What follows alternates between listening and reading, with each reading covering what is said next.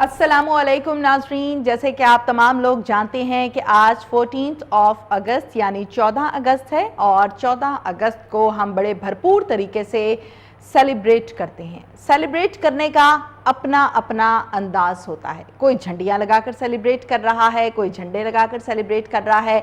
एक बैज मैंने भी यहाँ पर लगा रखा है, मैं भी इसको सेलिब्रेट कर रही हूँ। और पूरा पाकिस्तान ना सिर्फ बल्कि पूरी दुनिया में जहाँ जहाँ पर पाकिस्तानी आबाद हैं वो 14 अगस्त को भरपूर तरीके से जश्न आज़ादी को मनाते हैं। ये आज़ादी हासिल करने में क्या क्या काविशें की गईं, क्या क्या किरदार था, किन लोगों ने अपनी जानों का नजराना पेश किया इस मुल्क को हासिल करने के लिए, इस पर भी आज के प्रोग्राम में हम स्पेशली तौर पर बात करेंगे। और आज का प्रोग्राम स्पेशली तौर पर सिर्फ और सिर्फ 14 अगस्त के हवाले से आपके सामने मैं यहाँ पर पेश कर रही हूँ, जिसमें पर्सनैलिटी के तारुफ की अगर मैं बात करूँ तो मैं ये समझती हूँ ऑन द रिकॉर्ड मैं ये बात कर रही हूँ कि आज की जो पर्सनैलिटी है मैं उनसे बहुत इम्प्रेस हुई, और एक ऐसी पर्सनैलिटी जिन्होंने पाकिस्तान के अहम शोबों में अहम और आसान तरीके से अपनी जिम्मेदारी को निभाया है। जिम्मेदारी को निभाने की जहाँ पर बात आए तो कहने को तो लफ्ज़ बड़ा मुख्तसर सा है, लेकिन निभाने की हम बात करें तो इसका वज़न अच्छा खासा भारी होता है। और वज़न को बर्दाश्त करने वाला शख्स आज के प्रोग्राम में जनाब मेरे साथ मौजूद हैं। जिनकी काविशों की हम बात करें, जिनके डिपार्टमेंट की हम बात करें तो माशाल्लाह से बहुत अच्छा इनका डिपार्टमेंट, सितारे इम्तियाज़ से इनको नवाजा गया, सितारे विसालत से इनको नवाजा गया। और साथ ही साथ अगर हम बात करें इनके डिपार्टमेंट के हवाले से तो आपको वो भी मैं बताऊंगी, लेकिन साथ ही साथ पहले आपको मैं ये बता दूं कि 7 साल इन्होंने रिसर्च की है। और रिसर्च क्या की है जनाब, बड़ी इंटरेस्टिंग बात है पोर्ट्रेट्स के ऊपर कि जिना के जो पोर्ट्रेट्स थे उस हवाले से इन्होंने रिसर्च की। अगर हम आजकल बात करें, बड़ा नाजुक सा पॉइंट है जिसको मैं बयान करने जा रही हूँ कि हमारे यहाँ हमारी जो यूथ है, हमारे जो बच्चे हैं, उनके जहन में सिर्फ़ और सिर्फ इतना सा कॉन्सेप्ट रह गया है कि जिना जो है वो शेरवानी में और कैप में होते थे। इसके अलावा भी जिना की बेशुमार तस्वीर हैं जो मुख्तलिफ डिपार्टमेंट्स में मुख्तलिफ जगहों पर हैं, लेकिन आज तक हमारे यहाँ किसी एक शख्स ने भी इस पर रिसर्च करने की कोशिश नहीं की। न रिसर्च करने के हवाले से उन्होंने सोचा कि आखिर जिना की और भी तस्वीर है, मुख्तलिफ लीडर्स, मुख्तलिफ ममालिक के लीडर्स जिना के हवाले से क्या स्टेटमेंट देते हैं, क्या बात करते हैं, क्या बयान देते हैं, इस पर किसी ने रिसर्च नहीं की। हमारे बच्चों के जहन में एक ही नक्शा है कि शेरवानी है और कैप है और ये जिना है। मुख्तलिफ तस्वीर को तकरीबन 7 साल रिसर्च किया, इकट्ठा किया, और फिर आपको ये भी पता है कि हमारे यहाँ अट्रैक्शन एक ऐसा पॉइंट है यकीनन जिस पर अगर हम बात ना करें या जिसको हम शामिल ना करें तो हमें किसी भी चीज़ में अट्रैक्शन नहीं होती, यानी हमें उसको जानने की, उसको पहचानने की एक कशिश नहीं होती। तो जनाब एक सॉफ्टवेयर को स्पेशली तौर पर सीख कर बाकायदा ऑन द जॉब होते हुए, और जॉब को मैं आपको एंड पे बताऊंगी कि जॉब क्या है इनकी, ताकि सस्पेंस भी थोड़ा सा क्रिएट किया जाए प्रोग्राम में। जनाब लोग हायर करके उस सॉफ्टवेयर को सीखा और फिर जिना की जो ब्लैक एंड वाइट पिक्स थी, जो तस्वीर थी ब्लैक एंड वाइट, उनको कलर में लाए, मुख्तलिफ टॉन्स में लाए, ताकि आजकल की नई नस्ल जो है वो उससे अट्रैक्ट हो सके और वो उनको जानने की कोशिश करे, पहचानने की कोशिश करे और उनसे बाकायदा मुतासिर होकर जो जिम्मेदारी उन्होंने निभाई और जिसको हमें भी आगे निभाना है, जिससे हम ज़रा माजरत के साथ काफ़ी पीछे हो गए हैं। मैं ये बात किसी एक शख्स के लिए नहीं कह रही, तमाम पाकिस्तानियों के लिए कह रही हूँ। ये पाकिस्तान तो आज़ादी के लिए हमने हासिल किया था, क्या वाकई हकीकी आज़ादी हमने हासिल की है या नहीं की, या फिर सिर्फ एक बात रह गई कि हम आज़ाद मुल्क में रहते हैं। इस पर भी हम आज के प्रोग्राम में बात करेंगे। तो किस साल मुख्तसर तकरीबन 7 साल का अरसा पोर्ट्रेट्स के हवाले से रिसर्च किया और फिर उसको मुख्तलिफ टॉन्स में लाकर फोटोशॉप का यूज़ करते हुए उसको बाकायदा अट्रैक्शन के लिए पिक्स को एडिट भी किया गया और नई नस्ल के लिए एक नमूना तैयार किया गया। मुख्तलिफ सेशंस दिए, मुख्तलिफ लेक्चर्स दिए, ना सिर्फ पाकिस्तान में, पाकिस्तान से बाहर भी। जनाब पर्सनैलिटी का नाम भी आपको बताती चलूं और उनका जो डिपार्टमेंट है, जो फील्ड है, उस हवाले से भी आपको बताती चलूं कि 35 साल का अरसा एयरफोर्स के नाम किया। 35 साल एक ज़िंदगी का हिस्सा होता है بہت بڑا حصہ ہوتا ہے اور وہ حصہ انہوں نے ایئر فورس کے نام کیا. انسٹرکٹر کی ذمہ داریاں بھی مختلف جگہوں پر سر انجام دیتے رہے. ریٹائرڈ ایئر کوموڈور ہمارے ساتھ اس ٹائم موجود ہیں جن سے ہم یہ بھی بات کریں گے کہ اس ٹائم کیا فیلنگز ہوتی ہیں جب آپ جنگی جہاز کو لے کر اڑ رہے ہوتے ہیں. پیچھے یقیناً والدین بھی ہوتے ہیں, پیچھے بچے بھی ہوتے ہیں, پیچھے بہن بھائی بھی ہوتے ہیں, پیچھے وہ بیوی بھی ہوتی ہے جو انتظار کر رہی ہوتی ہے کہ واپس آئیں گے تو پھر بازار بھی جانا ہے, پھر بچوں کو بھی دیکھنا ہے, پھر گھر کے معاملات کو بھی دیکھنا ہے. تو ان فیلنگز کو بھی آج کے پروگرام میں جناب ہم ڈسکس کریں گے. میرے خیال سے اگر میں مزید انٹرو دوں تو میرے پاس بے شمار پوائنٹس یہاں پر موجود ہیں جو ابھی مجھے انٹرو میں کہنے چاہیے, لیکن میں یہ چاہتی ہوں کہ ہم زیادہ سے زیادہ پرسنالٹی سے ہی بات کریں گے. خالد چشتی صاحب ہمارے ساتھ موجود ہیں. السلام علیکم. السلام علیکم. وعلیکم السلام. کیا حال چال ہے خالد صاحب, ٹھیک ٹھاک ہیں آپ؟ جی اللہ کا شکر, آپ سنائیں خیریت سے؟ الحمدللہ. خالد چشتی صاحب جناب ہمارے ساتھ موجود ہیں اور اتنی ساری محنت عرصہ دراز کی کر کے یہاں پر آج اس چیئر پہ ہمارے ساتھ موجود ہے اور ان کی یہاں پر موجودگی کا بھرپور فائدہ اٹھاتے ہوئے زیادہ سے زیادہ بات چیت میں ان سے کروں گی. خالد چشتی صاحب 17 سے 18 سال کی عمر تھی, ایئر فورس کو جوائن کیا, سٹوری سنائیے. بہت چھوٹے تھے جی, اور 65 کی جنگ ہو چکی تھی اور 65 کی جنگ کے جو واقعے بزرگوں سے سنا کرتے تھے بہادری کے, ہماری ایئر فورس نے اور پاک افواج نے جو کارنامے انجام دیے اور مثال قائم کی بہادری کی اور شجاعت کی, تو وہ ایک بہت بڑا ایک انسپریشن ایک اس کا رول تھا کہ کیوں نہ بڑے ہو کے وہی کیا جائے جو اتنے بڑے ہیروز پیدا ہوئے ہیں پاکستان عام فوج کے. اور پرٹیکولرلی جو ایئر فورس کی جو زیادہ ہیروز تھے وہ انہوں نے بہت زیادہ انسپائر کیا, اور بیسیکلی وہ وجہ بنے میرے اس شوق کو آگے لے جانے کے کہ اگر کوئی شعبہ لینا ہے یا کچھ بننا ہے تو پرابیبلی فائٹر پائلٹ سے اچھی سروس یا کنٹریبیوشن ملک کے نہیں ہو سکتی اور عزت جتنی ملتی ہے فائٹر پائلٹ کو. ٹھیک, اس طرح میں نے شامل ہوئے جی. اور اس کے بعد اچھا, اگر میں آپ سے یہ پوچھوں کہ کیا آپ کا ذاتی انٹرسٹ تھا ایئر فورس میں آنے کا یا پیرنٹس کی طرف سے تھا, کیسے انٹرسٹ ڈیولپ ہوا؟ میری فیملی میں جی دور دراز تک فوج میں کوئی نہیں تھا. ارے اچھا. جی تو بالکل کوئی ان کی طرف سے وہ نہیں تھا, پرسویشن یا پریشر نہیں تھا. میں نے خود ولنگلی چوائس کیا, گائیڈنس ان سے ضرور لی, اور ظاہر ہے انہوں نے بھی بڑا انکریج کیا کہ اگر یہ کرنا چاہتے ہو تو ضرور کرو, کیونکہ اس زمانے میں ہمارے سارے ہیروز ایک لازوال شہرت اور ایک مقام حاصل کر چکے تھے دنیا میں, تو وہ ایک رول ماڈل تھا. اور ظاہر ہے کس کے والدین نہیں چاہیں گے کہ ایسے شعبے میں جائے جائیں جہاں رسپیکٹ ہے, پروفیشنلزم ہے, اور سب سے بڑی بات ہے کہ وطن سے ایک محبت کا ایک ذریعہ ہے وہ کرنے کا. تو پیرنٹس کی طرف بالکل نہیں تھی جی. بچپن میں مجھے کوئی 1-2 کتابیں کسی نام میں ملی تھیں, وہ ایئر فورس ریلیٹڈ تھیں. جب وہ پڑھی تو میں نے کہا کہ اگر کچھ کرنا ہے تو یہی کرنا ہے. ارے یعنی ان کتابوں سے امپریس ہوئے اور آپ نے یہ سوچا کہ نہیں اب مجھے ایئر فورس میں ہی جانا ہے اور ایک نام بنانا ہے. بنیادی تعلق کس علاقے سے ہے؟ میرا تعلق جی پیرنٹس کا, جو فیملی میری ہے اوریجنلی سیالکوٹ کے ایک دور کے گاؤں سے, ٹھیک ہے, مسرور سے ہے, اور پچھلے تقریباً 40 سال سے لاہور میں سیٹل ہوں. ٹھیک ہے. میں تو ریٹائرمنٹ کے بعد آیا ہوں, لیکن میں اپنے کریئر کی وجہ سے لاہور میں صرف چھٹیوں پہ آیا کرتا تھا. اچھا. تو اب ریٹائرمنٹ کے بعد پرماننٹ طور پہ یہاں رہ رہا ہوں, بٹ اس سے پہلے میں آنا جانا ہوتا تھا. فیملی یہیں پہ میری ساری, فیملی ساری یہیں پر ہے. اور جو آپ کی ابتدائی تعلیم تھی وہ آپ نے سیالکوٹ سے ہی حاصل کی یا پھر کہیں؟ نہیں جی, میرے والد صاحب اپنے کریئر وائز چارٹرڈ اکاؤنٹنٹ تھے, تو وہ ملتان میں ایک ٹیکسٹائل مل تھی, اس میں چیف اکاؤنٹنٹ تھے اور بعد میں ملز مینیجر بنے. انہی کی سروس کی وجہ سے پھر ہمیں ملتان رہنا پڑا. میری سکولنگ پہلی سے لے کے FSC تک, جب تک میں ایئر فورس میں نہیں گیا, ملتان سے. کالونی ٹیکسٹائل کا ایک سکول تھا وہاں پہ, اور کالونی کے اندر ہی سکول تھا, وہیں سے میں نے ایئر فورس جوائن کی تھی. ٹھیک ہے, وہاں سے پھر آپ نے ایئر فورس کو جوائن کیا.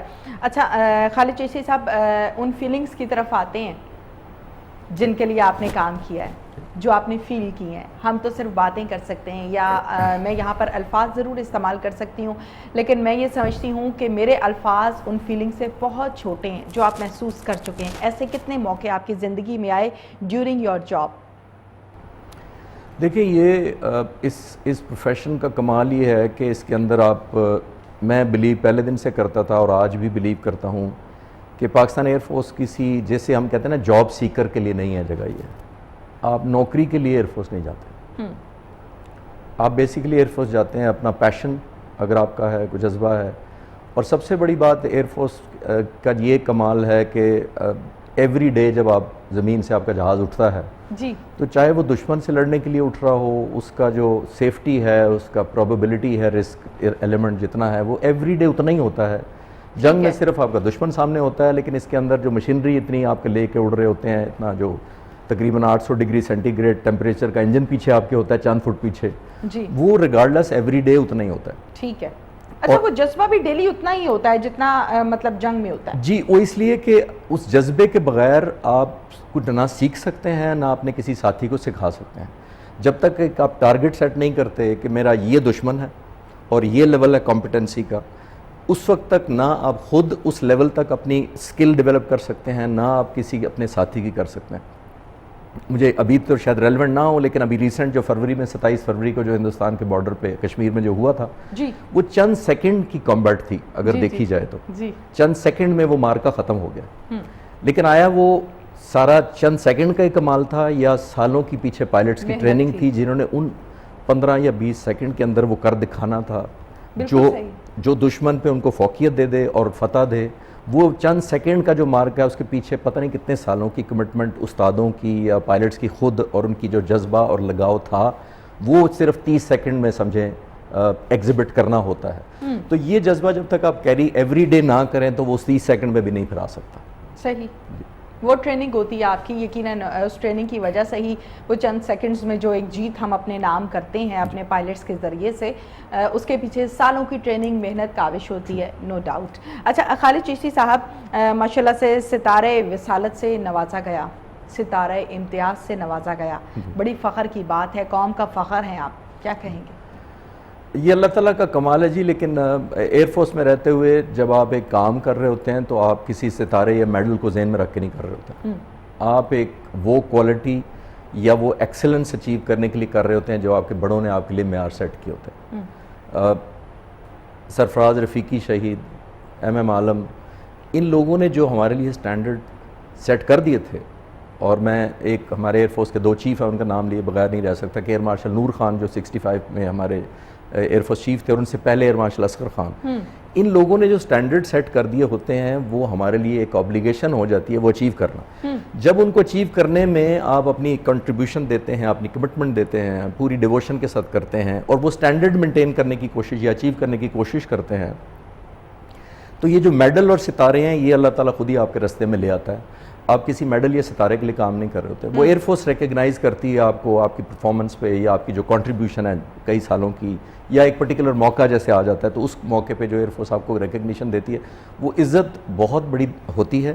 لیکن کبھی ٹارگیٹڈ کسی میڈل کے لیے کام ایئر فورس میں کوئی بھی نہیں کرتا. وہ ایک ایکسلنس کے لیے کر رہے ہوتے ہیں اور بائی ڈیفالٹ یہ چیزیں ان کو سے نوازا جاتا ہے تو ظاہر ہے اور بھی عزت میں اضافہ ہوتا ہے، خوشی میں اضافہ ہوتا ہے. بالکل ٹھیک ہے. یقیناً عزت میں اضافہ ہوتا ہے جب ہم کسی بھی کام کے لیے کسی بھی شخص کو اپریشیٹ کرتے ہیں تو اس کا جذبہ جو ہے وہ پہلے سے زیادہ ہو جاتا ہے. خالد چشتی صاحب، مختلف ہیروز کے آپ نے نام لیے، یہ وہ ہیروز ہیں جو قوم کے ہیرو ہیں جن کو آج تک جانا جاتا ہے اور بہت بڑے بڑے نام ہیں.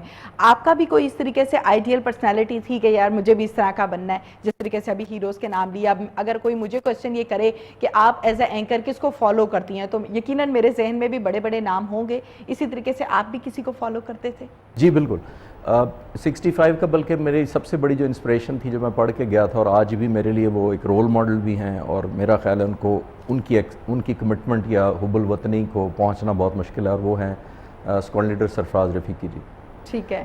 جن کے نام پہ لاہور کینٹ میں ایک سڑک بھی ہے. وہ نسبتاً کم جانے جاتے ہیں، لیکن سرفراز رفیقی وہ شخص ہیں جنہوں نے 65 کی جنگ میں 8 جہازوں کی بجائے صرف 3 جہاز بچے، اس سے انہوں نے دشمن کے ہوائی اڈے پہ حملہ کرنا تھا. باقی جہاز مصروف تھے پاک فوج کو مدد کرنے میں، تو 8 کی بجائے 3 جہازوں کے ساتھ لے کے گئے بارڈر پار، اپنے ساتھیوں کو خود لیڈ کر رہے تھے. وہاں جاتے ہی جب دشمن اس سے پہلے 2 رن وے اٹیک ہو چکے تھے ہمارے اور تیسرا بچا تھا ہندوستان کا جو انہوں نے ٹارگٹ کرنا تھا، اور یہ 12 گھنٹے بعد جا رہے تھے پچھلے 2 اٹیکس کے. تو 12 گھنٹے کا وارننگ دشمن کے پاس تھی کہ یہ رن وے صرف بچا ہے تو اس پہ اٹیک ہوگا ہی ہوگا. دشمن انتظار کر رہا تھا. یہ 3 کی جہاز ان کو 7 ایک جہاز ان کو آ گھیرا انہوں نے. اس دوران انہوں نے 2 جہاز مارے. ان کے میزائلز اور گنز کا ایمونیشن ختم، گن جیم ہو گئی اور میزائل ختم ہو گئے. اس دوران ان کے پاس الارمنگ سچویشن، جی ان کے پاس فلی لیگل یا مورل جسٹیفیکیشن تھی کہ جب ان پاس ویپن ہی کوئی نہیں ہے تو ان کو جنگ میں نہیں ٹھہرنا چاہیے تھا. دشمن کا علاقہ ہے, ان کے پاس ان کو مارنے کے لیے کچھ نہیں تھا. انہوں نے سوچا کہ اگر میں واپس چلا جاتا ہوں یہاں سے تو یہ جو میرے 2 ساتھی ہیں ان 7-8 جہازوں کا مقابلہ نہیں کر سکتے, اور ان کے دشمن کے ملک کے بہت اندر ہم آئے ہوئے ہیں. تو انسٹیڈ اس کے واپس آتے انہوں نے اسی جنگ کے اوپر اپنے آپ کو کلائم کیا ٹاپ پہ, اور جیسے برڈز آئی ویو ہوتی ہے اس کو دیکھ کے اپنے ساتھیوں کو گائیڈنس کرنی شروع کر دی. صحیح. اور تھرو آؤٹ ان کو لڑواتے رہے جب تک دشمن کو پتہ لگا کہ اتنا سپرب فائٹ نیچے کیسے ہو رہی ہے اور کون لڑوا رہا ہے, جبکہ ہمارے پاکستان کا تو کوئی ریڈار بھی وہاں کام نہیں کر رہا. تو ان کو کون گائیڈنس دے رہا ہے, کیونکہ یہ گائیڈنس دے رہے تھے اپنے ساتھیوں کو کہ اس سے لڑو, اس کو چھوڑ دو, اس سے بچو.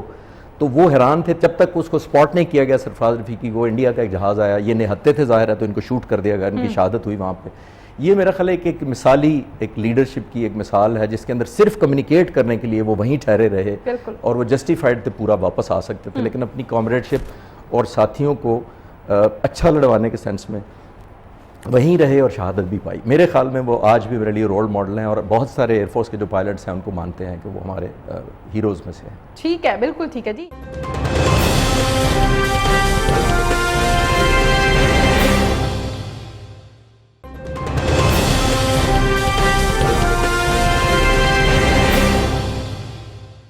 اچھا خالد چشتی صاحب, جنا کے حوالے سے ہم گفتگو کو لے کر آگے بڑھتے ہیں.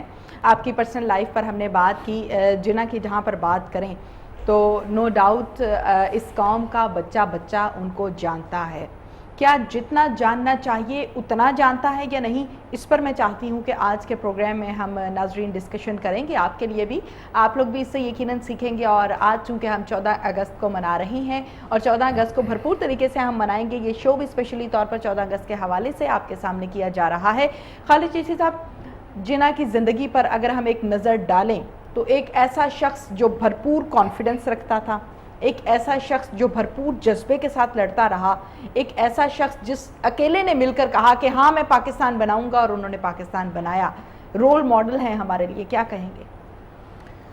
جی اس کے لیے میں یہ کہوں گا کہ میرا خیال ہے جتنی کمٹمنٹ جناح صاحب کی تھی, میری بیسیکلی تو جیسے میں نے آپ سے شروع میں کہا کہ میری ایک ڈیٹ یا قرض ہے میرے اوپر جناح صاحب کا.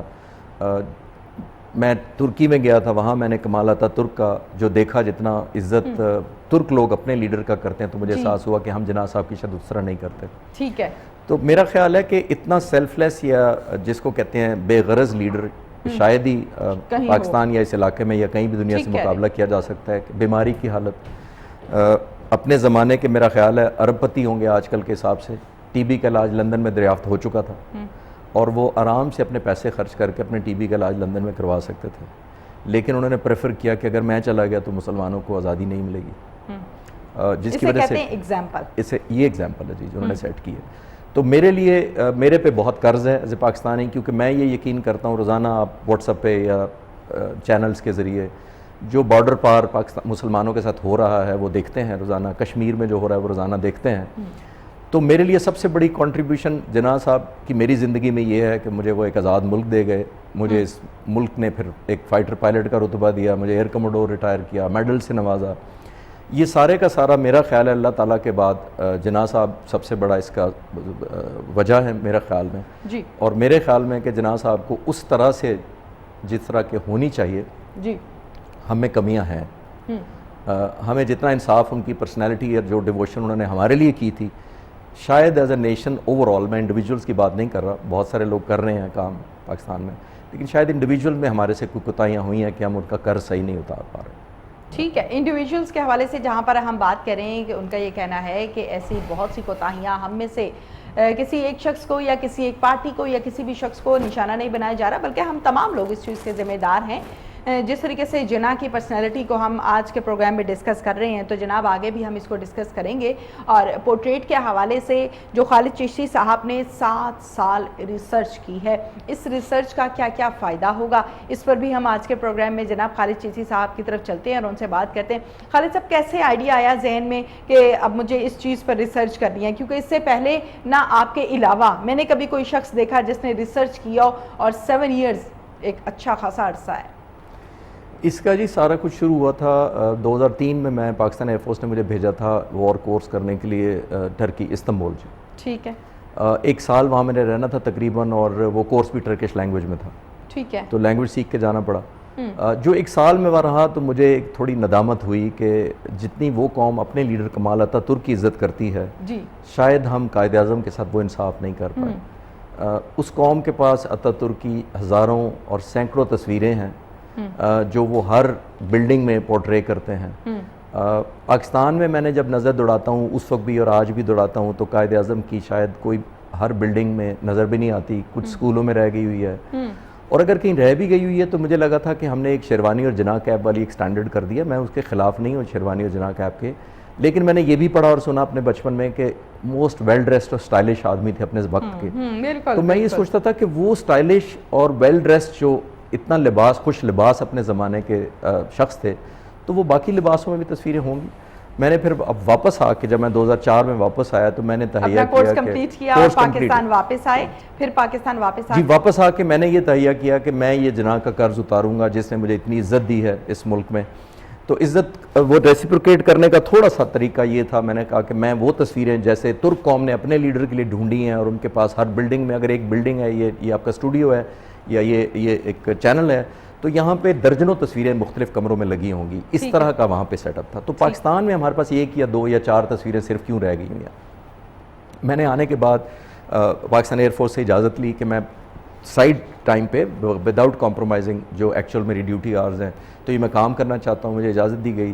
تو ڈیورنگ دا سروس تقریباً 7 سال میں نے ریسرچ خود تو نہیں اتنی کی, لیکن لوگوں سے جن کے پاس کلیکشن تھی, میڈیا ہاؤسز میں, آرکائیوز میں, لوگوں کی پرسنل کلیکشن, تو میں نے یہ کرائٹیریا رکھا کہ قائد اعظم کے میں لارج ریزولوشن کے تصویریں اکٹھی کروں گا پہلے فرسٹ راؤنڈ میں, کہ جس کے پاس جہاں پڑی ہیں انڈر ون پلیٹ فارم کروں گا. اچھا, اس چیز میں مجھے تقریباً کلیکشن اونلی, تو اس چیز میں جو آپ کہہ رہی ہیں مجھے 7 سال لگے جی اکٹھی کرنے میں. جب میرے پاس تقریباً 400 کے قریب تصویریں ہوئیں جو بڑی ہائی کوالٹی اور لارج ریزولوشن کی تھیں, تو پھر میں نے سوچا کہ ان کو میں کیا کروں, کیونکہ بلیک اینڈ وائٹ تصویریں تو نئی نسل اپنے ساتھ اس وقت تک کنیکٹ نہیں کرے گی جب تک وہ کلرڈ نہیں ہوں گی, کیونکہ بچوں کے ذہنوں میں یہ پکچر ہے کہ یہ کوئی ہمارے آباء و اجداد کے زمانے کے کوئی شخصیت ہیں, تو ٹھیک ہے جناح صاحب سنا ہے کہ ہیں, تو جو کلر ہوں گی وہ آج کل سے کنیکٹ کریں گے, اٹریکشن ہوگی. تو واپس آ کے جب یہ تصویریں میری ہو گئیں تقریباً 7 سال کے بعد, تو پھر میں نے کوئی 3.5 سال آخری سروس کے اس کام پہ لگائے کہ 5-6 دن ڈیوٹی ہوتی تھی, تو سنڈے کی جو چھٹی سیٹرڈے سنڈے کو ہوتی تھی وہ میں نے 2 یونیورسٹی کے اسٹوڈنٹس ہائر کیے, خود بھی سافٹ ویئر ایک انسٹرکٹر رکھ کے سیکھا کو 6 مہینے. تو پھر ہم تینوں مل کے کوئی اگلے 3.5 سال سیٹرڈے اور سنڈے کو صبح سے لے کے رات گئے تک ہم انہی بلیک اینڈ وائٹ تصویروں کو جو ہم نے اکٹھی کی تھی کلر کرتے تھے. اچھا, یہ بڑے مزے کی بات ہے, اپنے ناظرین کے ساتھ ذرا میں تھوڑی سی ہائی لائٹ کر دوں کہ ڈیورنگ یور جاب آپ نے یہ کام کیا, اور جو چھٹی کا دن ہوتا تھا جو فیملی کے لیے, جو اپنی پرسنل ایکٹیویٹیز کے لیے ہوتا ہے انسان کے, وہ انہوں نے اس کام کے لیے وقف کیا, یہ بہت بڑی بات ہے. اچھا, 3 سال کا عرصہ لگا آپ کو؟ 7 سال تقریباً لگے. اس کے بعد کوئی 3.5 سال میں نے یہ کیا کہ ان کو ٹرانسفارم کیا بلیک اینڈ وائٹ سے کلر. ہمارا سیریس لیمیٹیشن یہ تھی کہ مجھے کوئی اندازہ نہیں تھا کہ اگر یہ گرے کلر کی ٹائی ہے تو یہ میرون ہے یا گرین ہے یا بلو ہے, تو ہم قائد اعظم کی کوئی 20 ٹائیاں مختلف کلر کی بناتے تھے. ارے کلر, ٹھیک ہے. اور پھر ان کی پرسنالٹی کے حساب سے دیکھتے تھے کہ آیا یہ سوٹ کر رہی ہے یا یہ سوٹ بہتر کر رہی ہے, تو وہ کمپیوٹر پہ ہم بنا کے پھر آلٹر کرتے رہتے تھے اور پھر ایک فائنل کرتے تھے پکچر. اس میں تقریباً جب 3.5 سال لگے تو وہ تصویریں تو مکمل ہو گئی, میرے پاس کوئی ہو گیا. اگلا میں نے اپنے آپ کو چیلنج یہ دیا کہ یہ میں تصویروں سے تو کنیکٹ کر پاؤں گا, لیکن قائد اعظم کو بہت سارے لوگ, بہت سارے channel specially across the border controversial بنانے میں لگ رہا تھا. کوئی کہتا ہے کہ مسلمان تھا کہ نہیں تھا, اگر تھا تو شیعہ تھا کہ سنی تھا, اور اگر یہ تھا تو نماز پڑھتے تھے کہ نہیں پڑھتے تھے, نہیں پاکستان بنایا تو اپنے لیے بنایا, کرسی کا لالچ تھا. تو میں نے سوچا کہ بجائے میں صرف پاکستانیوں کے ٹریبیوٹ اکٹھے کروں اور ان لوگوں سے پوچھوں آپ قائد اعظم کیا سمجھتے ہیں, میں بارڈر کے پار جتنے لوگ ہیں پاکستان سے باہر ان کے ریویوز اکٹھے کروں گا, جو میرے لیے بڑا مشکل تھا. تو میں نے اگلے 3-1 سال اور لگائے ورلڈ لیڈرز کے ٹریبیوٹ اکٹھے کرنے میں, جس میں چرچل ہے, نیلسن منڈیلا نے کیا کہا, پریزیڈنٹ کلنٹن نے کیا کہا. اس طرح کے جو ٹریبیوٹ مختلف ایمبیسیز میں تھے, مختلف میڈیا ہاؤسز میں تھے, پرانے نیوز پیپر تھے. ٹائم میگزین میں 1946 میں جناح صاحب ان کے ٹائٹل پہ تھے ٹائم میگزین کے, مجھے نہیں پتا تھا. پھر میں وہ میگزین ڈھونڈا, بے شمار ایسے لوگ ہیں جن کو واقعی اب بھی نہیں پتا ہوگا اس چیز کا. جی تو میں 1946 اکتوبر میں ٹائٹل, تب مجھے پھر لکیلی میں سافٹ کاپی وہ ملی, تو میں نے پھر تقریباً 250 کے قریب ورلڈ لیڈرز کے ٹریبیوٹ جناح صاحب کے اکٹھے کیے جی ان کے بارے میں. اور پھر گرافک اپنی جو شوق یوز کر کے ان کو پوسٹرز میں کنورٹ کر دیا, جیسے کہ جناح صاحب کی وہ تصویر یوز کی, چرچل کی بھی تصویر لگائی, اور پھر وہ اسٹیٹمنٹ لگائی کہ چرچل نے جو جناح کے بارے میں کیا تھا, وہ اس طرح وہ. تو پھر میں نے ان کی ٹرو سٹوریز جتنی بکس پڑھی تھی, پھر میں نے بچوں کو انسپائر کرنے کے سینس میں ٹرو سٹوریز نکالیں, ان کی کریڈیبلٹی کی, ان کی کمٹمنٹ کی, اور ان کی ڈیووشن کی. وہ میں آپ کو بعد میں شیئر کروں گا جب آپ کوئی ایسا موقع آیا. لیکن اس پورے دوران جب میری ریٹائرمنٹ ہوگی تو میں نے سوچا کہ اب میں یہ میرے تک ہی رہے گی, تو اس کو میں کیسے ریچ آؤٹ کروں لوگوں کو, یا پہنچاؤں جو میں جس کے لیے میں نے کیا تھا بیسیکلی.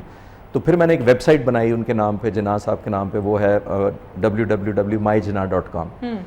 تو جناح صاحب یہ myjanah.com صرف اس لیے بنائی تھی کہ پاکستان میں رہنے والے اور پاکستان سے باہر اسپیشلی رہنے والے لوگ, میں باہر جب ٹریول کرتا تھا تو لوگ کہتے تھے جی ہمارے بچوں نے تو صرف سنا ہی ہے کہ جناح کوئی فاؤنڈر تھے اور اس سے زیادہ نہیں جانتے. اور جب میں نے ویب سائٹ بنائی تو وہ الحمدللہ بڑا اچھا رسپانس آیا. ایون امریکہ سے مجھے لوگوں نے ای میلز کی کہ جی ہمارے بچوں کو پتہ ہی نہیں تھا, تو ہم نے بچوں کو اپنے ویب سائٹ بتائی ہے, تو پیپل ہیو ڈیولپ, بچوں نے انٹرسٹ ڈیولپ کیا ہے. تو یہ ایک ٹریول ہے جی, پورا جرنی ہے جو بیسیکلی سارے کا سارا صرف جناح صاحب کا جو میرے پہ قرض ہے ذاتی طور پہ, وہ تھوڑا سا کم کرنے کی کوشش ہے. زبردست زبردست, بالکل ٹھیک ہے. اچھا ناظرین, جس طریقے سے ہم اکثر اوقات مختلف ٹی وی چینلز پر مختلف پروگرامز میں یہ بات سنتے ہیں کہ اچھی بات جہاں سے بھی ملے اس کو فالو کرنا چاہیے, اس کو اڈاپٹ کرنا چاہیے اور اس پر عمل بھی کرنا چاہیے. تو جناب آج کے پروگرام کی جو خصوصیت ہے وہ تو ہے ہی, آپ کے سامنے پرسنالٹی موجود ہیں اور خالد چشتی صاحب سے گفتگو کا سلسلہ آگے بھی بڑھتا رہے گا. میں یہاں پر ٹرکی کے حوالے سے بات کرنا چاہوں گی, جس کا مختصر سے الفاظ میں خالد چشتی صاحب نے بھی ذکر کیا. یہاں پر کمال اتاتürk, آپ کو پتہ ہے کہ جیسے کہ ترکی بنانے میں ان کا ہاتھ ہے, تو ان کی جو تصاویر ہے, ترکی والے کیا کرتے ہیں جناب, ترکی والوں کا جب کوئی بھی گھر بنتا ہے ترکی میں, تو وہ اپنے لیڈر کی جو تصویر ہے وہ اپنے گھر میں لگاتے ہیں. نہ صرف اپنے گھر میں لگاتے ہیں, فار ایگزامپل اگر ایک گھر میں 5 کمرے ہیں, 4 کمرے ہیں یا 3 کمرے ہیں, تو وہ اپنے 3 کے 3 کمروں میں وہ تصویر لگاتے ہیں. اور یہ لازم نہیں ہے, یہ ڈنڈے سے کام نہیں کرایا جا رہا, یہ ان کی محبت کا تقاضا ہے. یہ اپنی محبت میں وہ لوگ لگاتے ہیں اور پھر اس گھر کو کمپلیٹ کرتے ہیں. یقیناً جب ہر گھر میں تصویر ہوگی, ہر کمرے میں تصویر ہوگی, تو جو یوتھ ہے, جو بچے ہیں, ان کا انٹرسٹ بے شمار ان میں ڈیولپ ہوتا ہے اور وہ ان سے باقاعدہ انسپائر ہوتے ہیں کہ جناب یہ تھے جن کی وجہ سے آج ہم یہ ہیں. تو ہم ایسا نہیں کرتے. میرے خیال سے یہ اچھی چیز ہے جو میں نے آج کے پروگرام میں اپنی طرف سے پوری کوشش کی کہ ہائی لائٹ کی جائے, تاکہ ہمارے جو پاکستانی بچے جنم لے رہے ہیں, جنم لے چکے چھوٹی ایج میں یوتھ ہیں, وہ اس چیز کو فالو کریں. کیا کہیں گے اس حوالے سے؟ آپ بھی انسپائر ہوئے اور آپ نے ایک ایسا کام کیا جو آج سے پہلے کسی نے نہیں کیا. دیکھیں, ہم قصور میرا یا میرے سے پہلے والی نسل کا شاید زیادہ ہے کہ ہم نئی نسل کو اس طرح جناح صاحب سے کنیکٹ نہیں کر پائے. اور بدقسمتی سے ہمارے ملک کے اکنامک یا سوشل حالات, یا یوں کہیں کہ کچھ لوگوں میں جو طبقے ہمارے ڈیوائیڈ ہو گئے کہ کچھ لوگ پریویلیجڈ ہیں, کوئی بہت ہی انڈر پریویلیجڈ ہیں, تو شاید ہم ان لوگوں کو یہ سمراج جس کو کہتے ہیں آزادی کے, وہ نہیں پہنچا سکے یا نہیں ان کو ٹیسٹ کروا سکے, دے سکے کہ یہ آزادی کتنی بڑی نعمت ہے. بہت سارے پاکستان میں ابھی بھی ایسے لوگ ہیں جن کو شاید یہ لگتا ہے کہ ہمیں کیا فرق پڑتا ہے کہ انگریز غلام ہو یا کوئی ہو, ہماری تو حالت یہی رہنی ہے. وہ ایون نہیں کر سکے, وہ بدقسمتی سے. میرا خیال ذاتی طور پہ یہ ہے کہ جناح صاحب کو جتنا کنیکٹ ہمیں کرنا چاہیے تھا وہ نہیں کر پائے. میں جب لیکچر دیتا ہوں پاکستان میں یا پاکستان سے باہر, میں ابھی امریکہ, کینیڈا اور یو ایس اے میں بھی لیکچر دے کے آیا ہوں, جب میں پاکستانی کمیونٹی کو یہ کہتا ہوں کہ ہمارے ملک میں جناح صاحب کی بڑی عزت تھی, تو وہ سمجھتے ہیں ہوگی. جب میں ان کو یہ بتاتا ہوں کہ کیپٹل جو ہے ترکی کا, انقرہ, اس کی سب سے بڑی جو سڑک ہے, جیسے لاہور کی مال روڈ ہے, اگر انڈرسٹینڈنگ کے لیے آسان, تو مجھے تو نہیں پتا تھا جب تک میں ٹرکی نہیں گیا کہ ان کے کیپٹل کی سب سے بڑی سڑک کا نام محمد علی جناح اسٹریٹ ہے. ارے زبردست. ہمیں بچوں کو بتانا ہے کہ ہمارے ملک سے باہر بھی ہمارے لیڈر کی اتنی عزت ہے, اتنی بڑی سڑک کا نام محمد علی جناح, شارع محمد علی جناح رکھنا, وہ ہمیں بچوں کو پتہ ہی نہیں ہوگا. کیونکہ ہم ڈس اپوائنٹمنٹ یا فرسٹریشن یا لیک آف کانفیڈنس ملک کے اوپر جتنا بچوں کا ہو گیا ہوا ہے, وہ اس چکر میں ہوتا ہے کہ کوئی ویزا لگ جائے تو ہم باہر چلے جائیں. وہ ڈس اپوائنٹمنٹ یا ہوپلیسنس صرف زیادہ تر کنٹریبیوشن یا اس میں حصہ میرا یا مجھ سے پہلے والے لوگوں کا ہے کہ ہم نئی نسل میں وہ پازیٹیوٹی یا امید نہیں لا سکے. چاہے وہ جناح, بہت سارے لیڈر جو ہم آج کل کنٹروورشل کہہ بھی سکتے ہیں, لیکن کم از کم ہمیں یہ کبھی کوشش کی کہ جناح کو ہم ایز اے یونانیمس ایک ایگریڈ اپون یا جن پہ سب کا اتفاق ہو وہ کر سکیں. بہت سارے لوگ ایسے بھی ہیں کہ کیونکہ میں ان کے پائے کو نہیں پہنچتا تو ان کو بھی کنٹروورشل کر دوں, کیونکہ میرا لیول وہ نہیں ہے ایمانداری کمٹمنٹ کا, تو میں ان کو بھی شو کروں کہ وہ ایسے اتنے ایماندار وہ بھی نہیں تھے شاید نہ. اچھا یہ تھوڑا سا اگر ہم سمپل ورڈز میں بات کریں اس حوالے سے, خالد صاحب اکثر اوقات ہمارے معاشرے کا یہ رجحان بن چکا ہے کہ ہم جو ہوتے ہیں ہم دوسرے کو بھی اسی نگاہ سے دیکھ رہے ہوتے ہیں. اگر ہم ٹھیک کام کر رہے ہیں تو ہم کہیں گے نہیں سبھی ٹھیک ہے, اگر ہم ٹھیک کام نہیں کر رہے ہوتے تو ہم کہتے ہیں کہ نہیں ہو سکتا ہے میں یہ کام کر رہا ہوں یہ بھی یہ کام کر رہا ہوگا. تو اصل میں تو فیلنگز آپ کی انر ہوتی ہیں جو آپ دوسرے پر مسلط کر رہے ہوتے ہیں. Are you agreed? جی آئی ایگری ود یو. میں یہی تو عرض کر رہا ہوں کہ سم ہاؤ دیکھیں رول ماڈل ساری دنیا میں لیڈرز ہی ہوتا ہے. ہاں عوام کو دکھایا جاتا ہے پازیٹیوٹی, اسپیشلی ہماری جو آلموسٹ 60% یوتھ ہے اس کو ہمارے پہ لازم ہے کہ ہم ایک ایسی پازیٹیوٹی اس ملک کے اندر فیتھ دکھائیں کہ اس ملک میں کیپیسٹی بھی ہے. میں پاکستان میں بھی یہاں بھی انسٹرکٹر رہا ہوں مختلف ایسے اسٹوڈنٹس کا جو باہر سے آتے تھے یہاں سیکھنے کے لیے فلائنگ. میں باہر بھی گیا ہوں اور مجھے کوئی بڑا اعزاز حاصل ہوا کہ میں بہت سارے ملکوں میں گیا بھی ایئر فورس کی وجہ سے. جب میں کمپیئر کرتا ہوں تو یقین کریں میں 200% یقین کے ساتھ کہتا ہوں کہ ہمارے یوتھ میں کسی چیز کی کوئی کمی نہیں ہے. صرف ہے تو وہ ایک سیلف کانفیڈنس نہیں ہے شاید ہمارے لوگوں میں اور ہمارے بچوں میں جو یہ اپنے آپ کو ریوائیو کر سکیں ہم کہ ہماری قوم میں کیپیسٹی کا اور صلاحیتوں کا کوئی فقدان نہیں ہے. صرف چینلائز کرنا ہے اور ایک سیلف کانفیڈنس دینا ہے آپ نے. جیسے چھوٹے بچے کو بھی آپ کہتے ہیں کہ تم کر سکتے ہو تو وہ کر لیتا ہے, جب آپ کہتے ہیں منع کرتے رہتے ہیں تو وہ over a period of time سمجھتا ہے کہ شاید میں نہیں کر سکتا. وہی ہماری قوم کا حال ہے. میرا خیال ہے ہم پہ لازم ہے کہ ہم جناح صاحب کی جو پازیٹیو چیزیں تھیں زندگی میں جو عیا کریں وہ ان کو عیاں بچوں پہ کریں اور کہیں کہ انسپائر ہوں, رول ماڈل ہے. نبیوں پیغمبروں کو ہمارے پاس جسٹیفیکیشن ہوتی ہے کہ جی ہم ان کو فالو کیسے کریں, وہ بہت بڑے نام ہیں اور ان کو فالو کرنا بڑا مشکل ہے. لیکن میں ایک شخص آپ کو یہ ریپیٹ کر رہا ہوں, دکھا رہا ہوں گھڑی گھڑی ایک ایسا شخص دکھانا چاہ رہا ہوں جو 70 سال پہلے ہمارے درمیان تھا. بالکل بہت پرانی باتیں نہیں کر رہا ہوں, جو ہم جیسا تھا, جو ہم جیسا تھا, بالکل ہم جیسا تھا, اس کو فالو کرنا اتنا مشکل نہیں ہے. ٹھیک ہے. اچھا ستارہ وصالت ستارہ امتیاز ان دونوں سے آپ کو نوازا گیا ہے. جب آپ کو ستارہ وصالت سے نوازا گیا تو کیا فیلنگز تھیں؟ گھر فون کر کے بتایا, کیا منظر کیا تھا؟ لیکن یہ تو نیوز پیپر میں آتا ہے بیسیکلی. اس دن اگر دو سال میں 2 دفعہ میڈل دیے جاتے ہیں, ایک 23 مارچ کو اور ایک 14 اگست کو. یہ 2 دن ایسے ہوتے ہیں جب گورنمنٹ پاکستان ڈیسائیڈ کرتی ہے کہ آپ کس کس آفیسر کو یا دوسرے جوان یا JCOs ہوتے ہیں یا ادر رینکس ایون سویلینز ان کو کون سے میڈل سے نوازا جاتا ہے. تو وہ جس کو آپ کی لینگویج میں کہتے ہیں بریکنگ نیوز, تو وہ فیملی سے ہی آئی. جس کسی نے اخبار پڑھا صبح تو وہ فیملی کو میرے فادر کو فون کیا تو میرا پورا نام پوچھ کے انہوں نے کہا اس کا یہی ہے خالد فاروق چشتی ہے نا اس کا پورا نام؟ اچھا. تو انہوں نے کہا ہاں. میں نے کہا یہ اخبار میں آیا ہے اس کا. تو انہوں نے کہا کہ کون سے اخبار میں آیا؟ تو پھر وہ تھوڑے سے پرانا زمانہ تھا, اتنے چینلز بھی نہیں تھے, واٹس ایپ وغیرہ بھی نہیں تھے, پرانی بات تھوڑی کر رہا ہوں 20-25 سال پرانی. تو وہاں سے فیملی کو ظاہر ہے پتہ لگتا ہے اور پھر وہ خود بھی یقین نہیں آتا نام پڑھ کے آپ کو کہ یہ میرا کیا ہوا ہے. پھر آپ دوستوں سے پوچھتے ہیں. It's a matter of great honour جی, اس میں کوئی شک نہیں ہے کہ میرے لیے تو یہی بہت بڑا آنر تھا کہ مجھے ایئر فورس نے لے لیا. ارے زبردست. ٹھیک ہے ٹھیک ہے. تو پھر اس کے یہ 1998 میں مجھے دیا گیا تھا ستارہ بصالت سے نوازا گیا تھا. پہلے یہ ستارہ بصالت کے 11 سال بعد دوبارہ ستارہ امتیاز 2009 میں مجھے دیا گیا تھا دوبارہ جی گورنمنٹ پاکستان. بالکل ٹھیک ہے. اچھا قائد اعظم کی زندگی کے آخری ایام جو ہیں اس کو ذرا ہم یہاں پر ڈسکس کر لیتے ہیں. خالد چشتی صاحب آخری ایام جو ہے وہ انہوں نے کوئٹہ یعنی زیارت میں گزارے اور وہاں کے بے شمار واقعات ہیں. یقیناً ان تمام کو تو ہم ابھی ڈسکس نہیں کر سکتے لیکن مختصر سے الفاظ میں چند پوائنٹس کو ہم ضرور ڈسکس کریں گے. جیسے کہ پروگرام سے پہلے ہم ڈسکس کر رہے تھے سگار کے حوالے سے, ساکس کے حوالے سے, تو اس پر میں چاہتی ہوں کہ ذرا ہم نظر ڈال لیتے ہیں آپ کی اجازت ہو تو. دیکھیے میں نے جو قائد اعظم کی سٹوریز یا وہ جو یاد رکھی اپنے لیے وہ بیسیکلی پاکستان یوتھ کو کرنے کے لیے ایز اے ایگزامپل کے طور پہ. لیڈر جب یہ کچھ کرتا ہے تو قوم اس سے بڑی قربانی دینے کو تیار ہو جاتی ہے.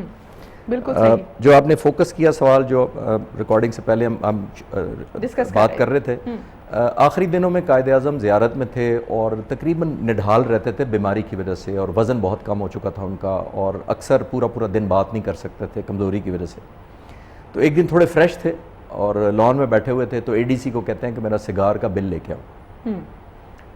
تو ADC نے کہا کہ سر آپ گورنر جنرل ہیں اس ملک کے تو آپ انٹائٹلڈ ہیں یہ ایکسپینس کرنے کے لیے کہ اسٹیٹ آپ کا حکومت آپ کی جی گورنمنٹ آپ کا یہ ایکسپینس برداشت کرے. تو تو ہم جب آپ کی طبیعت پچھلے دنوں ناساز تھی تو وہ بل ہم پہلے سے ادا کر رہے ہیں, وہ دے رہے ہیں. تو انہوں نے کہا سارے بل منگواؤ. تو سارے بل منگوائے. منگوانے کے بعد اپنی پرسنل چیک بک سے سارے کے پرانے بل بھی اس کو کلیئر کیا, خود ادا اور اپنے اے ڈی سی کو کہتے ہیں کہ سگار پینا بری عادت ہے اور میری قوم میری بری عادتوں کا خرچہ کیوں اٹھائے. زبردست زبردست جی زبردست. تو یہ اگر لیڈر اگزامپل سیٹ کرے تو میرا خیال ہے قوم بھی کسی بڑی سے بڑی قربانی سے دریغ نہیں کرتی. قائد اعظم کے لیے سردی زیارت میں بہت ہوتی ہے. بالکل. ڈاکٹروں نے تجویز دیا تھا کہ ان کا وزن کم ہو رہا ہے, ان کے جسم کو گرم رکھا جائے. تو گرم جرابیں ایک دفعہ منگوائی گئیں صرف 2 روپے کی. تو اے ڈی سی کو یہ کہہ کے واپس کر دی کہ مجھے اتنی سردی نہیں لگتی, تو گورنمنٹ خزانے سے تم نے 2 روپے کیوں خرچا. زبردست, کیا تو بات ہے, یہ زبردست. اگر لیڈر آپ کا یہ کچھ کرنے کے لیے آپ کا تیار ہو جاتا ہے, تو پھر میں جیسے عرض کر رہا ہوں کہ پھر ہمارا قصور ہے کہ ہم بچوں کو یہ نہیں پہنچا سکے کہ لیڈر کا آپ کو. آخری دنوں میں ایک اور آپ کے سے شیئر کروں, وہ بھی بہت بڑی اگزامپل سیٹ کرتا ہے. آخری دنوں میں زیارت میں تھے تو کھانا پینا چھوڑ دیا. بیماری کی وجہ سے وزن کم ہوتا جا رہا تھا, تو ڈاکٹروں کو یہ لاحق ہوا خدشہ کہ قائد اعظم نے اگر کھانا پینا نہ شروع کیا تو ان کی زندگی کو بیماری سے زیادہ کمزوری سے خطرہ ہے. ٹھیک ہے. کیونکہ وزن کم ہوتا جا رہا تھا. ٹھیک ہے. فاطمہ جناح نے بلایا اسٹاف کو, اے ڈی سی وغیرہ کو بلایا کہ کیا کریں, ڈاکٹر کہہ رہا ہے کہ اگر انہوں نے نہ کھایا تو ان کی زندگی کو کمزوری سے بہت خطرہ ہے, تو ان کو کھلائیں کسی طریقے سے. تو اے ڈی سی کو یاد آیا کہ جب قائد اعظم تشریف لے جاتے ہیں ممدوٹ ہاؤس لاہور, جناح ہاؤس میں ٹھہرتے ہیں, جب لاہور تشریف لے جاتے ہیں تو ممدوٹ ہاؤس سے ایک باورچی فلاں کو بلواتے ہیں. پرماننٹ سٹاف انہوں نے کوئی نہیں رکھا ہوا لاہور میں. جب جاتے ہیں تو وہاں سے ایک باورچی آ جاتا ہے, شیف آتا ہے, وہ کھانا بناتا ہے. ٹھیک ہے. تو اس کے ہاتھ کا کھانا بڑا پسند ہے جناح صاحب کو. اچھا. فلاں باورچی کے ہاتھ. ٹھیک ہے. تو اس نے فاطمہ جناح کو کہا کہ کیوں نہ ہم اس باورچی کو بلا لیتے ہیں زیارت, اس کے ہاتھ کا کھانا بناتے, شاید جناح صاحب کھا لیں. لیکن مسئلہ یہ تھا کہ اگر جناح صاحب سے پوچھا گیا تو وہ نہیں بلانے دیں گے, انکار کر دیں گے. ٹھیک ہے. تو جہاز کی ٹکٹ بھیجی گئی اس باورچی کو, وہ کوئٹہ آیا, وہاں سے زیارت پہنچایا گیا, اور فاطمہ جناح نے اسے کہا کہ تم وہ کھانا بناؤ, کوئی ایسی ڈش جو جناح صاحب کو پسند ہو اور جو تم بھی بہت اچھی بناتے ہو. تو اس نے بنایا کھانا. بہن کھانا لے کے فاطمہ جناح اندر چلی گئیں قائد اعظم کے کمرے میں کھانا, اور بہت ضد کی کہ چکھ لیں. ٹھیک ہے. تو نہ صرف قائد اعظم نے چکھا, فاطمہ جناح کو بڑی خوشگوار حیرت ہوئی کہ قائد اعظم کھاتے چلے گئے اور تقریباً انہوں نے پیٹ بھر کے کھانا, جی ٹھیک ہے, پیٹ بھر کے کھانا کھا لیا. تو اب باہر ایک قسم کی سیلیبریشن ہو رہی تھی, ہو گئی شروع, برتن اٹھائے گئے کہ شکر ہے قائد اعظم نے آج کھانا کھایا بہت دنوں کے بعد. تو جب برتن باہر چلے گئے اور تھوڑی دیر بعد اے ڈی سی کو اندر بلایا جناح صاحب نے, اور کہا کہ یہ کھانا کس نے بنایا تھا, کس نے بنایا تھا. اوکے, کوسچن کیا گیا. تو اب کسی کی یہ بھی جرت نہیں تھی کہ قائد اعظم سے جھوٹ بولے. تو اس نے سچ بتا دیا. اس نے کہا کہ سر وہ جو ممدوٹ ہاؤس لاہور سے باورچی ہوتا تھا, ہم نے اس کو جہاز میں بلایا تھا کیونکہ آپ کی لائف بہت خطرے میں تھی. تو کہتے ہیں اس کو بلاؤ.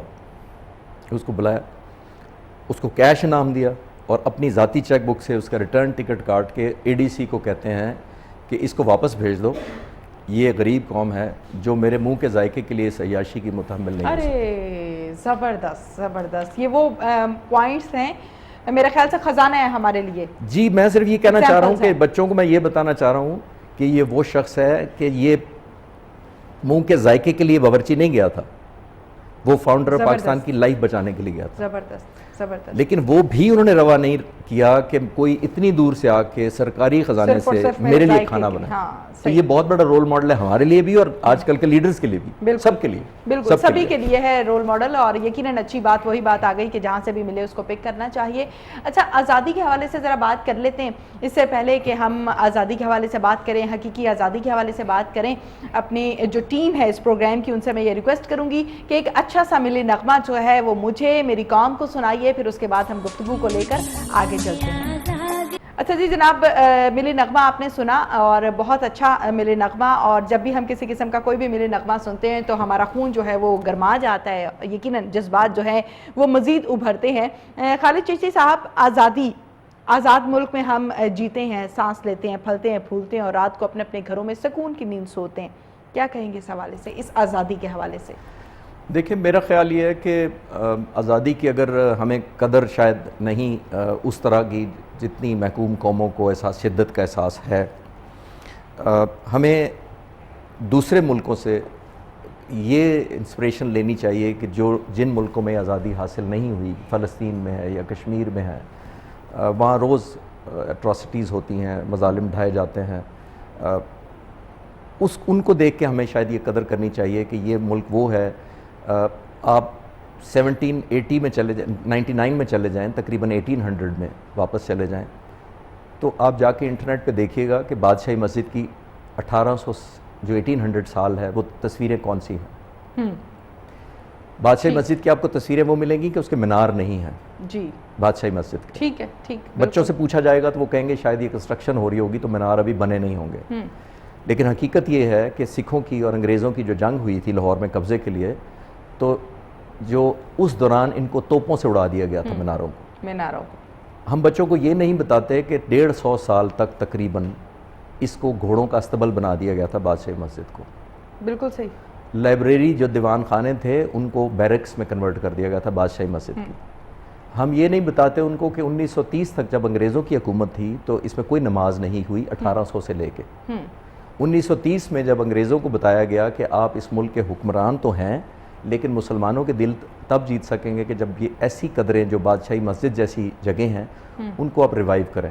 تو 1930 میں انگریزوں نے ایک فنڈ قائم کر دیا کہ ہر سال کچھ اماؤنٹ ایلوکیٹ کر دی بادشاہی مسجد کے ریوائیول کے لیے, کہ رینوویشن کے لیے. تو اس کی صفائیاں ہوئیں, اس کے مینار دوبارہ بنائے گئے, اور شاید بہت کم لوگوں کو پتہ ہو کہ یہ رینوویشن 1960 تک جاری رہی, پاکستان بننے کے 13 سال بعد تک. اگر آپ آج کی بادشاہی مسجد دیکھیں اور 200 سال پہلے جب محکوم تھے تو زمین آسمان کا آپ کو یہ فرق لگے گا کہ اللہ تعالیٰ جب آپ کو آزادی دیتا ہے تو آپ کی عبادت گاہیں اس طرح کی ہوتی ہیں جو آج ہیں, اور 200 سال پہلے اگر یا 150 سال پہلے آپ دیکھیں تو آپ کے استبل اور گھوڑے باندھے جاتے تھے اسی صحن میں جب آپ محکوم ہوتے ہیں. تو آزادی کی قدر میرا خیال ہے ہم اپنی ہسٹری میں یا دوسری قوموں کی ہسٹری میں جب دیکھیں گے پھر آپ کو بہتر سمجھ آئے گی کہ آزادی کیا ہے. شاید آزاد ہونے کا ہم گرانٹڈ لیتے ہیں کہ یہ آزادی تو ایسی چیز ہے, اس میں کون سی بڑی بات. شاید یا ہمیں بیٹھے بٹھائی مل گئی ہے, یا ہمیں وہ واقعات جو بڑے سناتے ہیں ہم ایک کان سے سنتے ہیں دوسرے سے نکال دیتے ہیں, اور جو تکلیفیں انہوں نے برداشت کی جب وہ انڈیا سے پاکستان آئے اس پر بھی ذرا ہم مختصر سے الفاظ میں خالد چشتی صاحب نظر ڈال لیتے ہیں. کیا کہیں گے اگر میں آپ سے کہوں کہ حقیقی آزادی کی ڈیفینیشن بیان کریں تو کیا کہیں گے آپ؟ دیکھیں جی, حقیقی آزادی تو سارے آپ روز پڑھ سکتے ہیں اور دیکھ سکتے ہیں کہ حقیقی آزادی تو میرے خیال میں یہ ہوتی ہے کہ آپ کو جو آپ ایک سوسائٹی کے طور پہ کرنا چاہیں وہ کر پائیں, چاہے وہ مذہبی آزادی ہو چاہے سوشل آزادی ہو. اور سب سے بڑی بات جس کی وجہ سے میں سمجھتا ہوں کہ ہندوستان سے ہم علیحدہ ہوئے تھے, اور وہ تھی سب سے بڑی بات کہ جو آپ کی اکنامکلی آپ کو سپریس کیا جاتا تھا مسلمان ہونے کی وجہ سے. صحیح. آزاد ہونے کا میرا خیال یہ یقین یہ ہے کہ ہندوؤں سے آزاد ہم یا انڈیا سے آزاد اس لیے ہوئے تھے کہ ہمیں مسلمان ہونے کی سزا یہ دی جاتی تھی کہ ہمیں ایکول اپرچونٹیز نہیں دی جاتی تھی. صحیح. پاکستان بننے سے پہلے اگر آپ شالمی بازار کسی سے پتہ کریں تو 99% دکانیں ہندوؤں کی تھیں, 1% مسلمانوں کی تھی.